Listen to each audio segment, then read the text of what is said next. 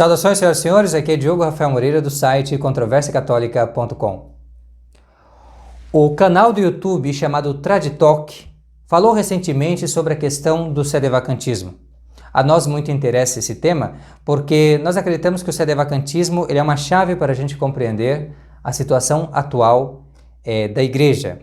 Então, logo nos interessou eles falarem sobre esse tema e aqui eu gostaria de apontar para algumas fraquezas dos argumentos que eles levantaram contra o sedevacantismo.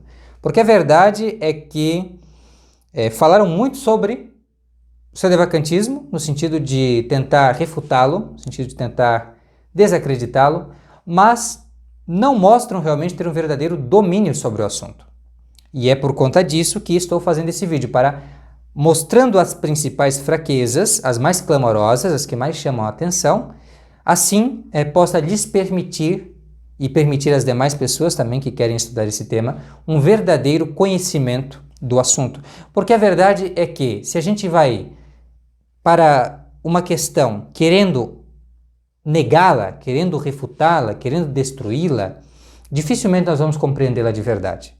Então, para realmente a gente conseguir saber bem a questão do sedevacantismo, é preciso aplicar aquele princípio escolástico. Veritas adequatio rei et intellectus. A verdade é uma adequação da coisa com o intelecto. Nós precisamos realmente procurar adequar o que nós sabemos com o que aprendemos da coisa. E assim vamos tentar regular as coisas. E se nós olharmos para o que é o sedevacantismo de verdade, não para refutá-lo, mas para compreendê-lo, nós vamos entender que antes de falar qualquer coisa sobre paperético, é preciso entender que todo sedevacantista, como todo católico, entendem que a igreja ela é imutável na sua doutrina e na sua constituição. Isto se chama, tecnicamente, teologicamente, de indefectibilidade da igreja.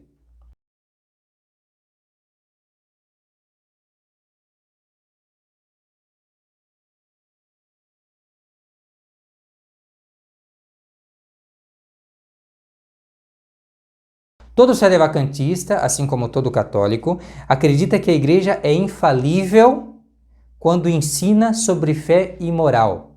E isto compreende também tudo aquilo que ela estabelece na sua disciplina universal, no catecismo da igreja, no código de leis da igreja, chamado de Código de Direito Canônico, na sua liturgia.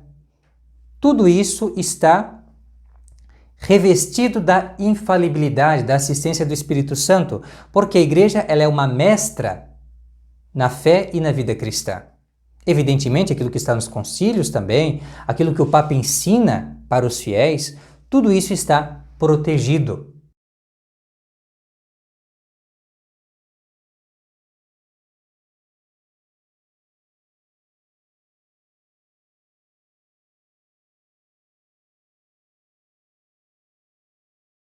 E por conta disso também, todo sedevacantista e todo católico creem que a igreja tem uma verdadeira autoridade sobre os fiéis, que obriga, em consciência, nós devemos aderir ao que ela ensina. A igreja, ela de fato, tem uma autoridade de governo, uma jurisdição, e ela, inclusive, condena os erros, porque ela obriga que as pessoas acreditem, aceitem as verdades do Evangelho. É necessário, se elas querem se salvar, claro.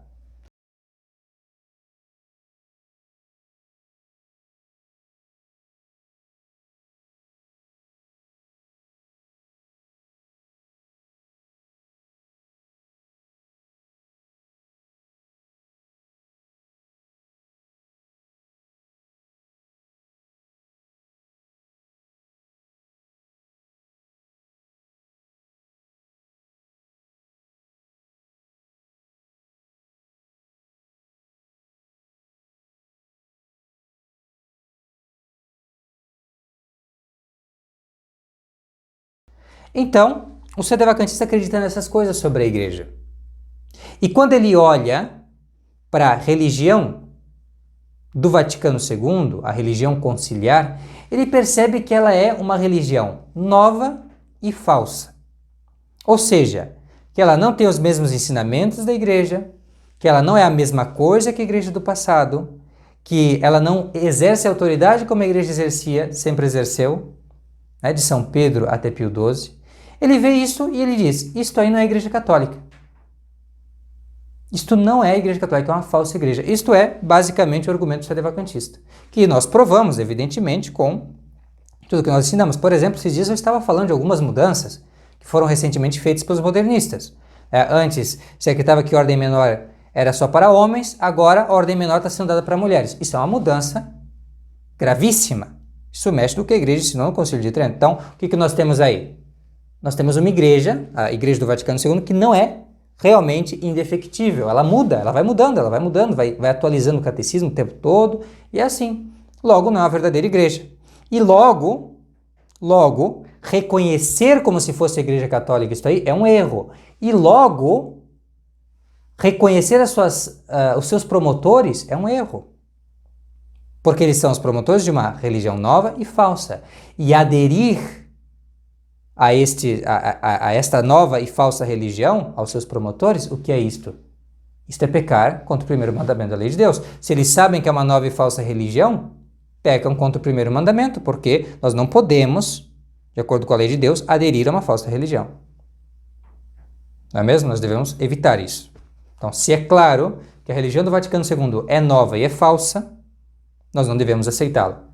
Nem ajudar de qualquer maneira, nem acatar ao que ensinam os seus promotores. Simples assim, nem reconhecer os seus promotores como se fossem representantes de Cristo, porque não são. São representantes de uma nova e falsa religião. Não é? Isso que nós, sedevacantistas, acreditamos, com toda a igreja, até mesmo os tradicionalistas acreditam. No site deles está: não aceitamos a nova e falsa religião conciliar. Eles têm o mesmo parecer que os sedevacantistas. A única diferença é que, sabendo estas coisas, eles não tiram as devidas conclusões. Este é o problema.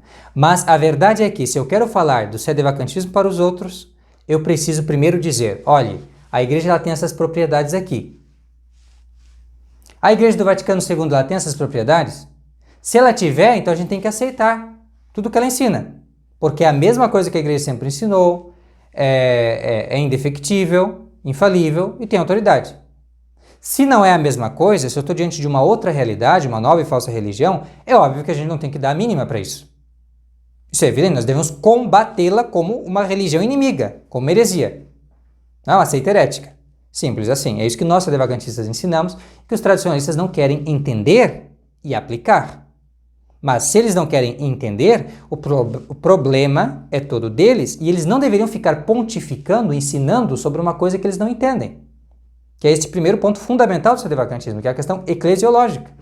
Antes de entrar em qualquer desdobramento, qualquer aplicação, a questão do Papa. Então esse é o primeiro ponto. E esse é o ponto principal e eu vou concentrar toda a força do nosso argumento nisto aqui. É isto. Então considerem isto. Leiam Padre Cecada, leiam Padre Ricossa, leiam Monsenhor Sembor, todos eles falam isso. E aí falem do sedevacantismo a partir do que ensinam os sedevacantistas, e não a partir desse espantalho que criaram. Há também outros problemas. Eles falam de teólogo X, falam de teólogo Y, falam de teólogo Z, mas não falam do que o magistério da igreja ensina sobre si mesmo. Não falam da Pastor Eternos, não falam da Sapiência Cristiana, de Leão XIII, não falam de tantos e tantos outros documentos que falam sobre a autoridade da igreja, a autoridade do Papa, sobre o fato da Santa Sé ser imaculada nas coisas da fé, de defender a fé íntegra.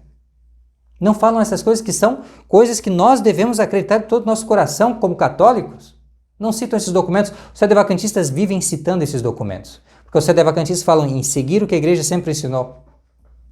Já eles ficam lá procurando teólogo XY para poder ignorar esses ensinamentos muito mais autoritativos da igreja, que todos nós somos obrigados a acatar. Então essa é uma outra fraqueza deles, eles jamais vão te falar dos ensinamentos tradicionais sobre o papado e sobre a igreja. Isto é um erro crasso, gravíssimo. Depois, eles vão ficar à caça de heresias, à caça de argumentos nos teólogos ou na história contra os papas antigos. Esse é um vício dessa gente. E assim, eles pegam, por exemplo, o Denzinger aqui, e vão dizer que o Papa São Nicolau, que não vai figurar somente no corpo do texto, mas também no índice sistemático, Index Systematicus, do Denzinger como uma referência para a teologia dogmática, vão dizer que ali ele caiu numa heresia. O que é uma coisa totalmente absurda. Primeiro que mostra que eles mal sabem o que é um Denzinger. Para que serve isso aqui? Isso aqui não é uma coisa para a gente... É uma coleção de verdades e erros. Isso aqui é a base da teologia dogmática. São as fontes que nós utilizamos para todo o edifício formidável da teologia dogmática. E o Papa São Nicolau, com todos os outros que falaram sobre a questão do batismo, está citado no Index Systematicus. Assim eles mostram não saber do que eles estão falando. Não tem um pingo de competência nessa matéria. Básica. Questões históricas. Falam, os católicos esperaram a condenação de Nestório, não tomaram nenhuma providência no sentido de dizer que Nestório não era mais bispo, por conta da sua heresia. Quando nós temos um santo canonizado, São Hipácio de Bitínia, que a partir do momento que Nestório caiu em heresia, tirou o seu nome do cânon, e é um santo venerado pela igreja.